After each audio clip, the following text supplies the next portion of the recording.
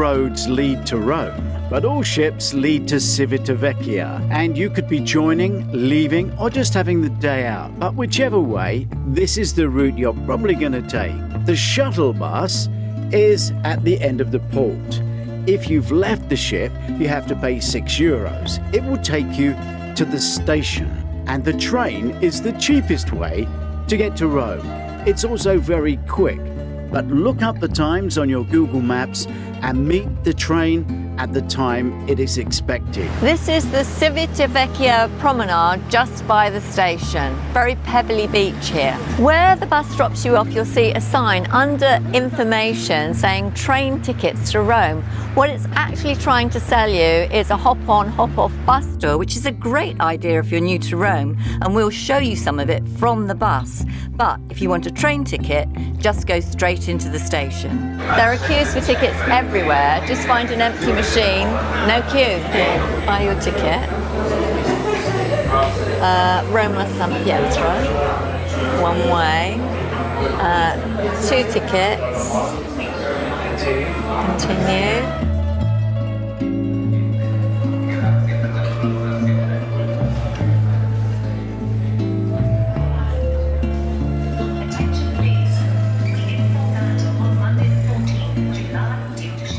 If you want to visit the Vatican, get off at San Pietro, not the terminus, and you can actually see it as the train pulls into the station. So you're going to walk down from the station. Pretty simple. Oh look, that's what you're looking for. So now we go left down Piazza del Sant'Andrea. We'll take you to all the places you're going to want to see. Spanish Steps, Trevi Fountain, Colosseum, Navaro Sq, Pantheon. We'll show you a little bit of the bus tour, which is great, and also some of the angels and demons clues we did years ago.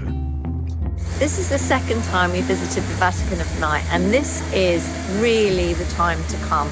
The lights are on until midnight, and it's so beautiful, and you feel like you've got it all to yourself. There are lots of ways to see Rome.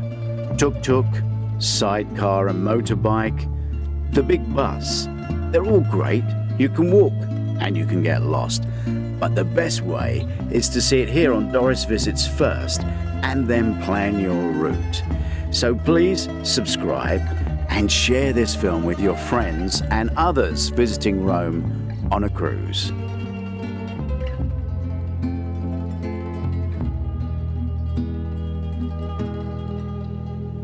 Doesn't it look fantastic at night?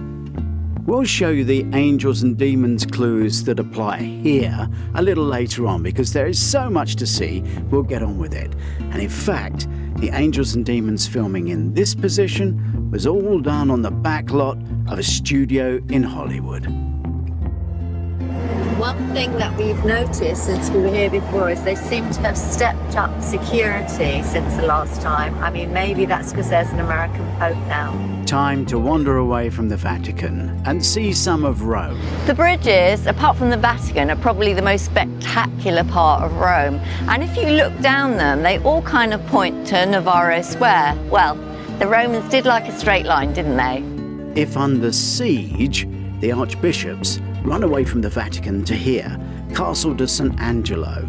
And one thing Hanks did point out, which you probably wouldn't see on a normal tour of Rome, is there is a pathway, a tunnel up on a bridge that runs between the two buildings. We'll show you that later. We've been reliably informed by someone trying to sell a bus tour that the bridge is closed because any moment now, Dorothy, the Tin Man and the Cowardly Lion are going to come skipping down the yellow brick road. Oh, how Dorothy has changed. The whole of this city is used for filming. Many days you'll find crews around and roads closed.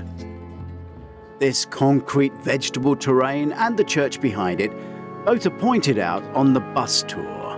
If you're walking around Rome, the churches you see will depend on the route you take, but the bridges all kind of point to the same square. As a cruiser visiting Rome, there is a lot to do. So hopefully this film will help you research where you want to go, and you can pinpoint the places on your Google Maps, the same as you can with all of our Doris Visits films for every city and every port.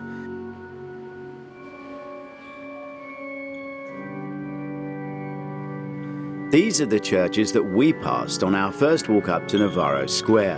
We took the main road up, which is kind of the long route. You can't go to Rome without going into one or two churches, and the churches you pass will depend on the route you take.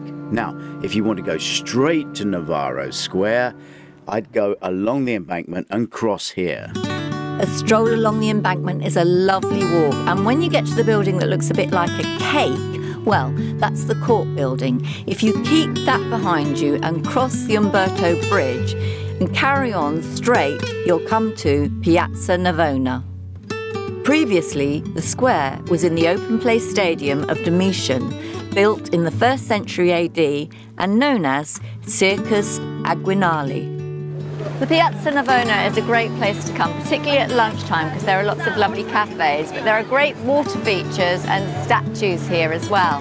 The beautiful church of St Agnes in Angone is dedicated to St Agnes, a young Christian martyr. The church is 17th century Baroque style, and its architects include Girolamo Rainaldi, Carlo Rainaldi, and Francesco Borromini. The church is said to be situated on the exact spot where St Agnes was martyred. The interior of the church features a Greek cross plan and a large dome with ornate decorations and chapels. Entrance to the church is free, but if you want to visit the crypt, you will have to pay. The square became public in the 15th century, and the Fountain of the Four Rivers features an obelisk topped with the Pamphili family emblem. The Baroque fountain represents the reach of the Catholic Church across the globe. The river god of the Ganges lies back on the rocks with a snake wriggling at his feet. The god of the Nile covers his face in a shroud. The god of Rio de la Plata is symbolic of the riches of the New World, and god of the Danube sculpted by Bernini himself. On the southern end of the square is the Fontana del Moro.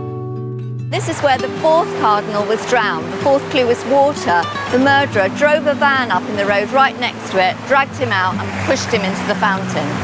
Rome has been pretty hard work in this heat, so we've bailed out and we've had my favourite, spaghetti vongole and a rosé wine in the Osteria Navona, which I would recommend.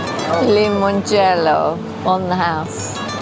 Tuk-tuks, scooters, walking tours, all available. Now we're going to take a route from here, Navona Square, to the Pantheon. Stuart reliably tells me, and it's not always right, mostly, but not always, that the only bigger man-made dome than that one on the icon of the seas is the one on the Pantheon. You do have to pay to go inside the Pantheon, but it's huge, so the queue goes down very quickly. There are different queues to go into the Pantheon to pay. The far one is cash only. You pay cash and go in. The middle one is card and cash, where you pay and go in.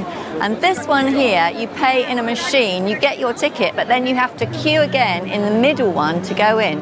The best way is to scan the QR code that's outside, pay online, and then you go straight in through the middle. As the Pantheon was almost the only place they did film in Rome for Angels and Demons, I guess we should tell you the story. The giant hole in the centre of the dome is called the oculus, and originally it served as a kind of chimney for the smoke from ceremonial fires that were buried in the temple floor. In Angels and Demons, the detectives mistakenly assume it is what is meant by the demon's hole in the first riddle. Hanks finds a plaque which says that the body of Raphael was relocated to the Pantheon. You won't find it here because it was only in the movie. He has this confirmed by a nun, so he goes off to the Santa Maria del Popolo, where the body originally was. The wall on the left side of the Pantheon, as you look at it, is in the shade. It's a great place to sit, and this is where the drivers wait for you. If you've gone on a pre-booked tour, they'll also get your tickets in advance, so it's quite an advantage. you skip the queue. Let's show you the next Angels and Demons clue, because it's not a bad way to see Rome, and that tour does sell out. As squares go, Piazza del Popolo is quite impressive, and those in power at the time in 1826 were still holding public executions here. The execution bit is relevant because Dan Brown claims in his book that the Illuminati, a group of scientists, were reaping revenge on the church who in former times had persecuted them for their beliefs. They were seeking a different kind of truth. The Santa Maria del Popolo was designed by Bernini, and it was here that the first cardinal was found dead on the floor with his mouth stuffed full of carbon. The first clue was earth. Another way to see Rome is the horse and trap. That's a great tour as well. Quite amazing to think you'd pay to go inside the Colosseum, and yet all around there are these incredible buildings. Just think what the Hungarians would do if they took over Rome. This would be 1 million film sets. Just as a tip, we saw something here. If you're using an electric scooter to go around Rome and see it, 2 people were going the wrong way down a street on the edge, quite innocently, but right past a group of policemen who did actually give them a ticket. Practically all of Rome, whether it's modern Rome, Christian Rome, or the Roman ruins, it's all been built by hundreds and thousands of slaves. This history goes back years and years and years. And here are the fascinating bits, the actual real Roman ruins.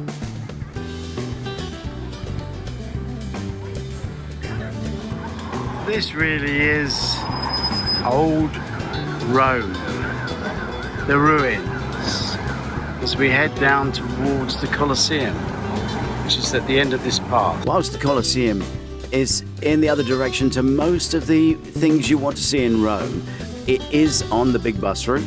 It does have a metro station next to it, and of course, if you use your Google Maps, you can walk to it. The Colosseum is one of the most popular tourist attractions in Rome. It's depicted on the Italian €5 coin and is one of the new 7 wonders of the world. The Colosseum was built under the Flavian emperors of Rome and is also called the Flavian Amphitheatre, apparently, although I've never heard it called that. It's visited by 6 million people annually.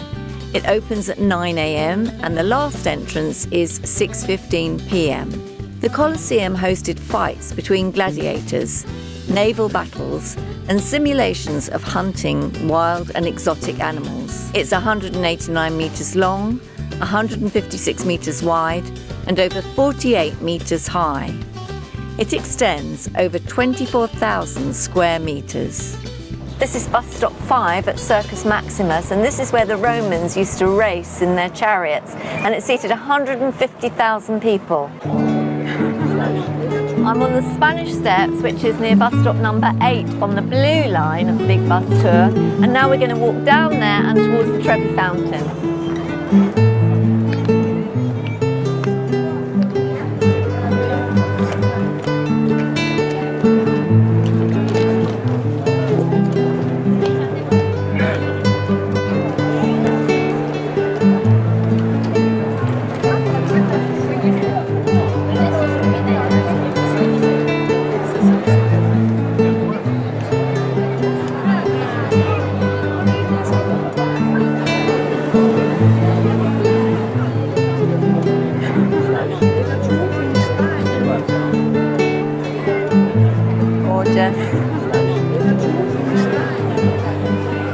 From the Spanish Steps, the Trevi Fountain is straight down this road.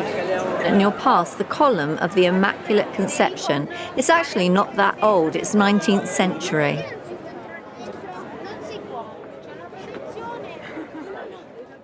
Look at the crowds here. You may wonder how you're ever going to get a picture. The best view of the beautiful Trevi Fountain is from the clothes shop over the road, upstairs in the children's department.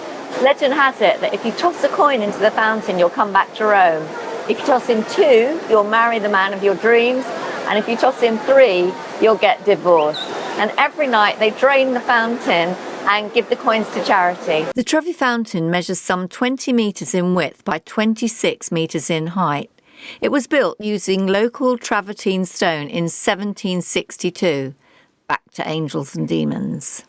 The plot, and there is one. The bad guys, more about them later, have stolen some antimatter and hidden it in a canister looking like this. We have 4 hours to save the Vatican. The battery goes dead, the Vatican blows up. Well, unless they're supercharged batteries, then we have a bit longer. Hanks needed to get into the Vatican Library. It was built in a studio, which meant they could damage it in a fight. Apparently, the clue was in a book. I'm in the Vatican Library, and I'm glad to see they've got all Dan Brown's books on their shelves. Go to the Pantheon. You could buy a 150 ticket, or you could do the whole Angels and Demons tour on the tube. After a disastrous start at the Pantheon, Langdon comes back to the Vatican. While walking across this car park, well, not this actual car park, Langdon realises that the second clue is air, and that the angels on the tiles at the base of the Egyptian obelisk are all blowing air. The cardinal was found dead with his lungs punctured on these steps at the base of the Egyptian obelisk. Obviously, it couldn't be done here. It was done on a backlot in a studio in Los Angeles.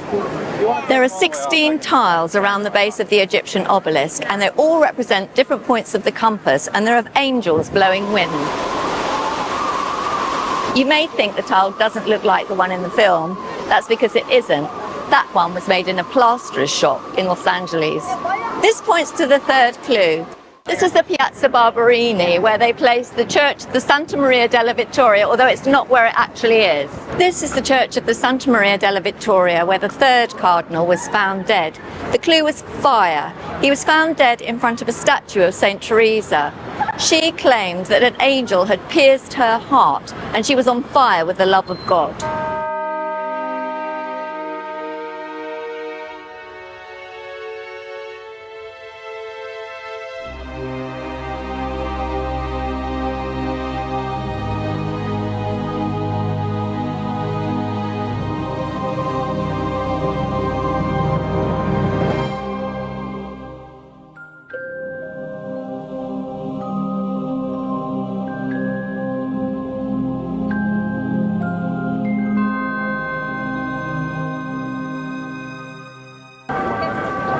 Hanks is looking for a manhole cover. Not this one, not that one. It's one where there are a set of cross keys which tells him that St. Peter was crucified upside down. He knows he needs to lift it and go down the manhole.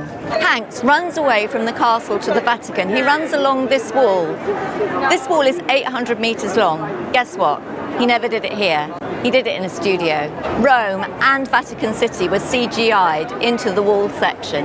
The popes are voting in the conclave. The people are in the square, waiting. They want to see the smoke change colour from the chimney above me. As you can see, there's no chimney there at the moment.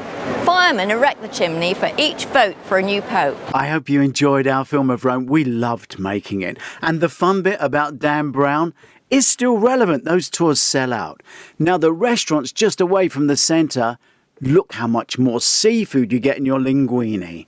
Hey, please tell your friends about Doris Visits. Not even 2 minutes away from the shuttle bus is the Grand Square, and in the Grand Square you'll find the cathedral. There's the historic area, there's the Venice area around the canals, and the modern front along the promenade. Livorno is a real mix of old and new buildings. Behind me is the old fortress, which is the most important historic monument here, and it's right next to the new marina with all the modern shops and cafes. You can probably get around Livorno quite quickly looking at all the monuments and churches, etc. So you might be happy to come to this modern complex where there are definitely good toilets inside and restaurants for refreshments. The Information and Tourism Office is exactly where the bus drops you off. The unexpected is dark, intense and sophisticated. It blends pulse-pounding action with emotionally rich character drama, balancing suspense, sharp humour and cultural insight. It's layered with complexity and always emotionally resonant, where freedom dances on the edge of betrayal. The cruise crime novel, with espionage, out now on Kindle, paperback and audiobook.